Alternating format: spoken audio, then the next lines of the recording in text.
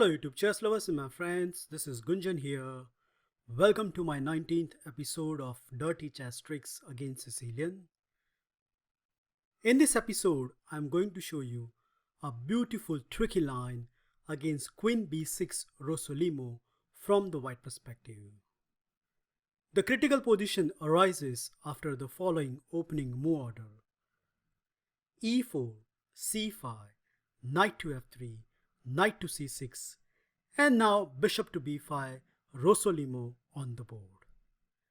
Here black has various responses, and amongst them we are going to look at one of the trendy move, queen to b6, which not only attacking the bishop, but the big point is if white take the knight, then black will recapture with the queen, and that way he avoid the double pawn. Okay, no issues. We are going to continue with knight to c3, and we have reached to the critical position.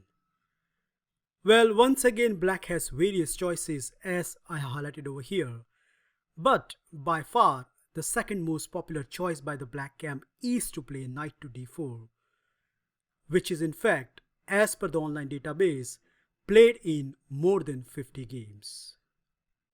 This move looks very logical. Not only black is attacking our bishop, so that if you move the bishop, then white is losing the time in the opening. And apart from it, the big point is if white foolishly take this knight, then after c captures d4, two of the white pieces are hanging. Well, believe it or not, but this is exactly I'm going to recommend, because white has a very sneaky move in this position, namely knight to d5. Black has few choices, but we really don't want to play queen to a5 and give white another tempo with b4. And there is an old trick that if black foolishly take this bishop, then after knight to c7 check, black sweetie is a goner. So those two options are right out of the equation. That means black has to play queen to d8. And although at first sight white pieces looks impressive, it is just matter of time as black is going to kick them out and gain time in the opening.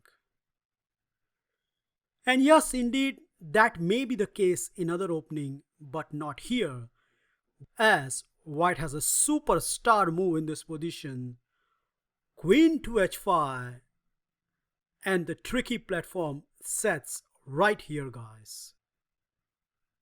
As happened in many games, let's check out what happens if black plays some of the natural moves such as a6, e6 and even g6, trying to kick our pieces. The first move I want to consider is a6, which is in fact a choice of 2300 plus rated opponent against a grandmaster, but I think he will never forget this trick in his life after white plays the obvious move, which we are going to play against all of these responses. Did you spot it? Yup, queen to e5, threatening knight to c7 check. And black would love to play d6, but in fact he cannot, as this pawn is pinned down. In the game, black played the obvious move f6, giving his king an escape route. White indeed continued with knight to c7 check, and after king to f7, okay, black thought that white can't take the rook as his queen is hanging, but just one move, queen to d5, and believe it or not, but black player resigned at just 10th move of the game. Well, you may be wondering why, as black has few options, but either black plays the move king to g6 or e6, both can be met with the same answer, e6, and let me show you the deciding blow. Knight captures e6, getting ready for the discover check, and don't forget this d pawn is a complete pin down. A sample baseline can go as follow. Queen to b6 attacking two of the pieces. Well, no issues. White can continue with his king hunt policy. Knight to g5 check. If king to g6, then queen to f5 is a very strong reply. So accordingly, king has to go on the e file. Afterwards, we have this straightforward sequence. Queen check, king to d8, queen captures f8 check, king to c7, and now the simple move in the world, queen captures g7. Well, we have the few exchanges. Pawn takes g5, queen takes rook, pawn takes b5, and after queen captures g8, the dust is clear and you can easily see white emerge with an extra rook and 2-pawn advantage, where on top of everything, black king has been completely misplaced.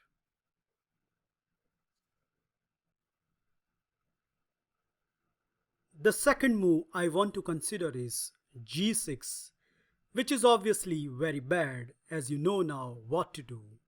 Yup, queen to e5, double threat. And once again the only route to get out of this mess is to play f6. But after that, yup, you guessed it, knight to c7 check, king to f7, and lovely queen to d5 check. If king to g7, then we have knight to e6 and grabbing the black sweetie. So that's right out of the equation. And the move e6, we know how to deal it, right? Knight captures e6. Get ready for the discover check. And no matter however black plays, this is a completely lost position. Let's say queen goes to anywhere, queen to b6. And maybe white has another good sequence, but I found this straightforward response. Knight to c7, king to e7, and after knight captures 8, once again we obtain the whole rook and a pawn.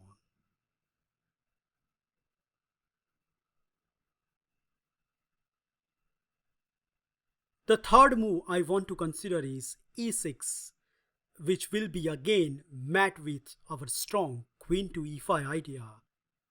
And it's very funny that how these pawns are pinned down by white pieces and he's completely helpless against knight to c7 check.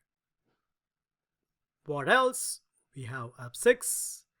And now indeed you can continue with knight to c7, but white has a better move, namely queen captures e6. If bishop to e7, then we have queen to g4, a strong reply. So accordingly, the best reply in this position is knight g to e7. But after that, white assault continue with this very attacking move, e5. Trying to open up the position, so there is no way black can allow this. And f5 is a best reply. But even after this, black is not out of the wood, as white has this dazzling knight sacrifice, knight to f6 check, which by force giving white a completely winning edge. Pawn takes f6, e takes f6. Well, black should move the queen and give up the piece, but as happened in many of these cases, one of the game from the database continue with a6, completely missing the headshot with f7, a picturesque checkmate.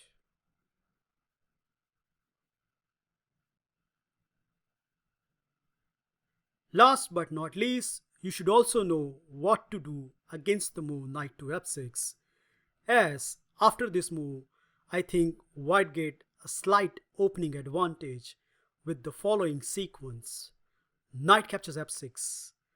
Black has to capture with the g pawn, because if he continue with capturing with the e pawn, then he has this positional weaknesses double d pawn. Okay, g captures f6.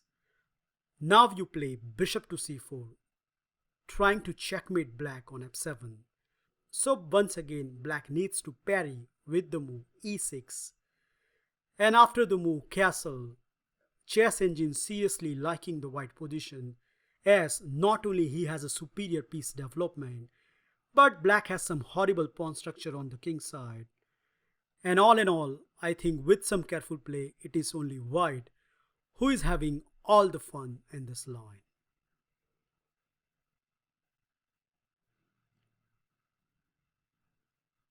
That's it guys, I hope you enjoy and learn this high profile tricky line in the Queen b6 Rosolimo. Remember, meet the move knight to d4 by capturing this knight and then plonk your knight on this juicy d5 square, so that once black play the move queen to d8, we have this star move queen to h5, and no matter however black plays, it is only white who is all set to get the full point.